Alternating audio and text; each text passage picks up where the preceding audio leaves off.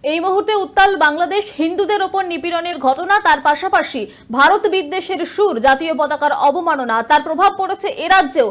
একাধিক আমরা দেখেছি জেএন রায় থেকে শুরু করে একাধিক হাসপাতালে পরিষেবা নিষিদ্ধ করে দেওয়া হয়েছে। অন্যদিকে গুডেস হাসপাতাল তারা কিন্তু অন্য পদক্ষেপ নিচ্ছে। গুডেস হাসপাতালের যিনি কর্ণধার সোমা চক্রবর্তী, তিনি 24 আওয়ার্স টিভির মুখোমুখি হয়ে বলেছেন তারা সমস্ত রোগীদের পরিষেবা দেবেন, কারণ রোগী পরিষেবার ক্ষেত্রে জাতি ধর্ম দেখা হয় না তাদের ক্ষেত্রে। কি বলেছেন শোনাবো। আমার মনে হয় যে as a proud member of health industry or health fraternity, I always believe that we are in service industry. Our service industry never can say no. আমরা সব সময় সার্ভ করি হিউম্যানিটির জন্য। আর আমার মনে হয় যে আমরা হেলথ ইন্ডাস্ট্রি একটা আমরা যে সার্ভিস দিয়ে থাকি, it's a shining example for mankind and which will serve to humanity. তো সেই ক্ষেত্রে আমরা যারা এই ইন্ডাস্ট্রিতে রয়েছি কখনোই আমরা সার্ভিস ইন্ডাস্ট্রিতে না বলতে পারি না। We can't discriminate the patient. সেটা জাতি, লিঙ্গ, ধর্ম এগুলোর কখনো বৈষম্য হতে পারে না। তো সেই ক্ষেত্রে ওনাদের নিজেরা প্রোটোকল থাকতেই পারে, কিন্তু আমি আমাদের প্রশাসনের ওপর সম্পূর্ণ ভরসা রাখি, আস্থা রাখি। আমরা সবসময় প্রশাসনের ল অ্যান্ড অর্ডার মেনে চলি, আর আমরা সেটাতেই আমরা এক্সপেক্ট করছি যে প্রশাসন আমাদের অ্যাডমিনিস্ট্রেটিভ যারা বডি মেম্বাররা রয়েছেন, they should take like immediate actions, and তারা যেইভাবে গাইড করবে আমাদের ফর আওয়ার হেলথ ইন্ডাস্ট্রি, যে ল অ্যান্ড রুলস বা অর্ডার আনবে, so accordingly we will follow.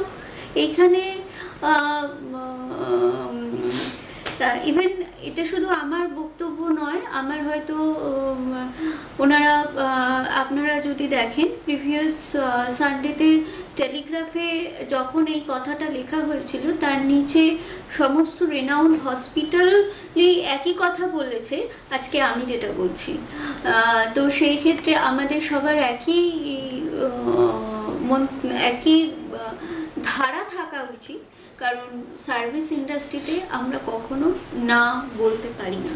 তো আর আমি ঠিক জানি না যে বাংলাদেশি পেশেন্ট কতটা আসে, এটা আমার ঠিক জানা নেই, কারণ আমি একটা পরিসংখ্যান দিলে হয়তো আপনারা বুঝতে পারবেন। যেখানে অ্যাপোলোর 20টা পেশেন্ট ভর্তি থাকে না, বা পিয়ারলেসের বাংলাদেশের 20টা পেশেন্ট ভর্তি থাকে না, সেইখানে বা আরএন ট্যাগরেও 20-30টা পেশেন্ট ভর্তি থাকে না, সেইখানে কি করে 20% বেড অকুপাইড থাকে সেটাও আমার ঠিক জানা নেই।